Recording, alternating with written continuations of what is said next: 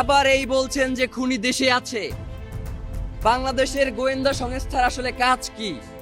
ট্যাক্সের টাকায় বাংলাদেশের সবথেকে গুরুত্বপূর্ণ জায়গাগুলোকে দখল করে আরামায়েশ করার জন্যই কি আপনাদেরকে জনগণ এখানে বসিয়ে রেখেছে?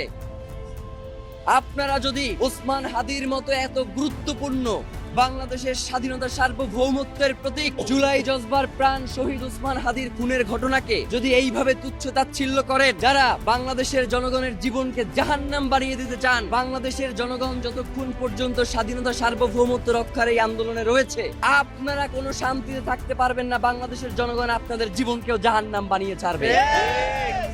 আমরা বলতে চাই, আমরা যেই দুইটা দাবি জানিয়েছি, আপনারা এখন পর্যন্ত খুনি কোথায় রয়েছে? আপনারা খুনির ড্রাইভারকে গ্রেফতার করছেন, খুনির ড্রাইভারকে আপনারা গ্রেফতার করতে সক্ষম হন নাই। খুনির যে পিতামাতা রয়েছে, খুনির শ্যালক রয়েছে, এক এক সময় এক একজনকে উঠিয়ে নিয়ে আসেন এবং বলেন যে তারা আমাদেরকে পর্যাপ্ত তথ্য সরবরাহ করতে পারছে না। মানে গোয়েন্দা সংস্থা এবং যারা হচ্ছে তাদেরকে জিজ্ঞাসাবাদ করেন, আপনারা বলেন যে তারা সর্বোচ্চ তথ্য সরবরাহ করতে পারছে না, এবং আপনারা গুলি করা পরবর্তী সময়ে আমাদের কাছ থেকে তথ্য নিয়ে খুনিকে নিশ্চিত করবার চেষ্টা করেন। আপনাদের কাছে সেই ক্যাপাসিটিও নাই যে খুনিকে কিভাবে চিহ্নিত করা যায়। যতক্ষণ পর্যন্ত আমরা ইনকিলাব মঞ্চের পক্ষ থেকে আপনাদেরকে খুনিকে চিহ্নিত করে না দিতে পারছি, ততক্ষণ পর্যন্ত আপনারা খুনিকে চিহ্নিত করতে পারেন নাই। এবং পরবর্তী সময়ে আমরাই আপনাদেরকে বের করে দিয়েছি যে এই খুনের সাথে কারা কারা জড়িত রয়েছে, আপনারা বের করতে পারেন নাই। তাহলে তো এই গোয়েন্দা সংস্থা রাখবার কোনো দরকার নাই। ইনকিলাব মঞ্চকে বাংলাদেশের গোয়েন্দা সংস্থার দায়িত্ব দিয়ে দেন। যেহেতু সব কাজে ইনকিলাব মঞ্চেরই করা লাগতেছে, গোয়েন্দা তথ্য সরবরাহ থেকে শুরু করে সকল কাজ যদি ইনকিলাব মঞ্চ করে, তাহলে এই গোয়েন্দা সংস্থাগুলোকে বসিয়ে রাখবার তো কোনো দরকার নাই।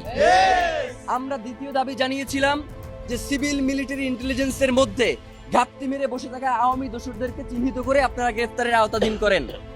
দ্বিতীয় নাম্বার দফা আপনারা কোনো উচ্চারণই করেন নাই। মানে কি ফাইজলামি নাকি? মানে বাংলাদেশের জনগণ, কোটি কোটি জনগণ আপনাদেরকে দুইটা দফা দিয়েছে, আপনারা কোনো তোয়াক্কাই করতেছে না।